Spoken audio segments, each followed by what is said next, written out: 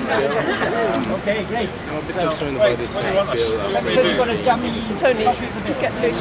Told about this yesterday that the people that would be.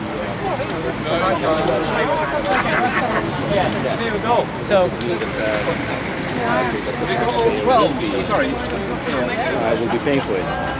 The thing is that it was pointed out to me that ironically, if a hospital is suffering from too much debt, PFI debt, then they will not be privatized. But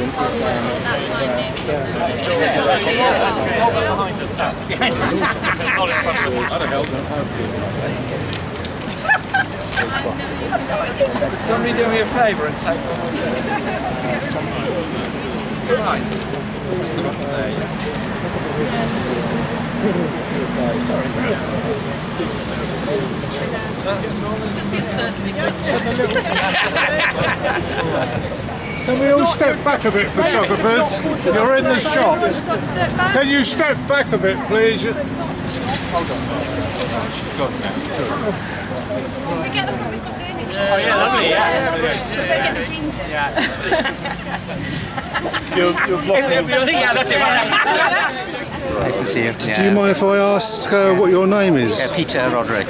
And you're the solicitor or Well, I'm barrister? I'm a barrister by profession. Yeah.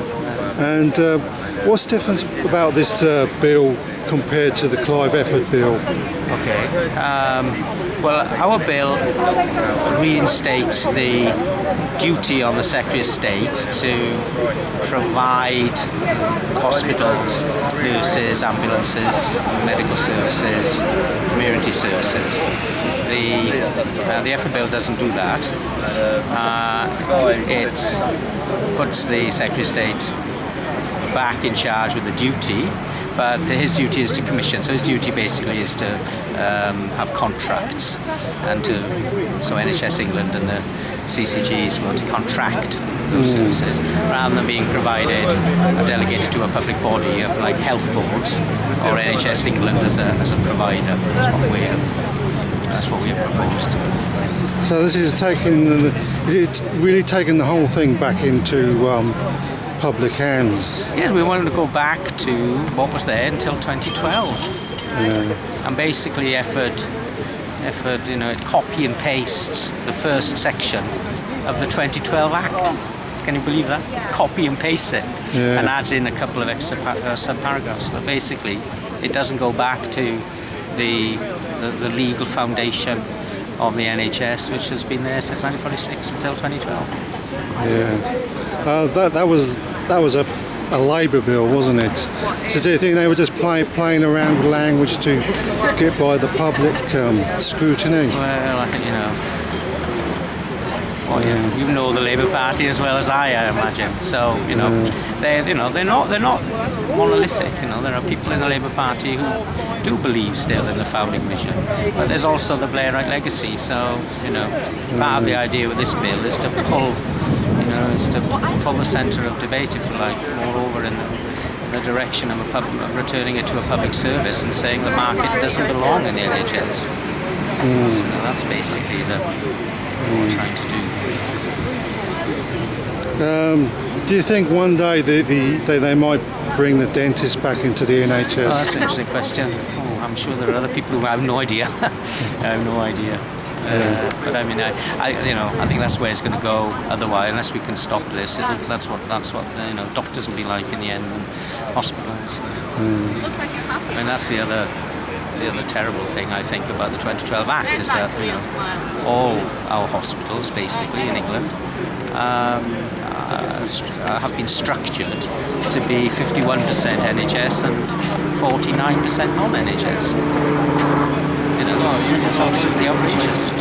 Outrageous. I'll just mention a quote from Noam Chomsky. He says, if you want to privatise something, all you have to do is undermine it first. Do you believe that's what the Tories were up to all this time? Or were they genuinely trying to make it better? Well, it's always hard to, imagine the motivation of individuals. I think there will be some people in the Tory party who genuinely do want to make it better. And I think there'll be some people there who hate the NHS, that don't believe in this idea of a sort of universal service for everybody. So it depends on the individuals. How long have you been working on this bill? Well, I started working on the bill the last summer. Yeah. But I've been working on I worked on the Health and Social Care Bill 2011, and that's how I kind of, up until then I hadn't been involved in health law. So that was my shock at the abolition of the duty to provide the key services was the reason why I got involved. Okay.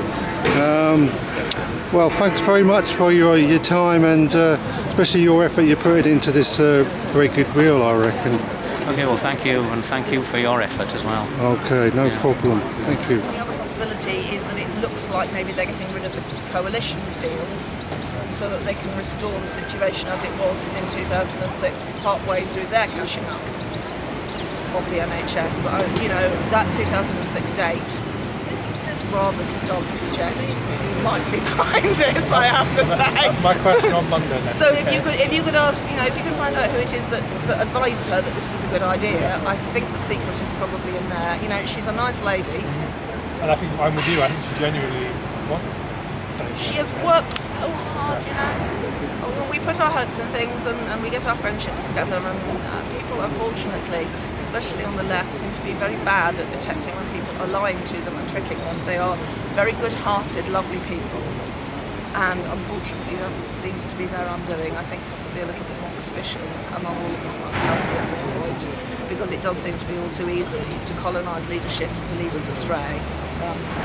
It's great when the grassroots starts talking to the grassroots, ordinary people starting talking to each other, because that way, the true messages can get through and we don't get dragged aside all the time by welfare-funded commercial interests with great PR campaigns and, sophisticated methods of misrepresentation in the key quarters at the key times. I think we've all become, I know we've become very suspicious of anything that comes our way now. We have to ask questions around it before we can actually answer. It's crazy. Thank you for that. Thank you. Brilliant. And I'll ask. Thank you very much.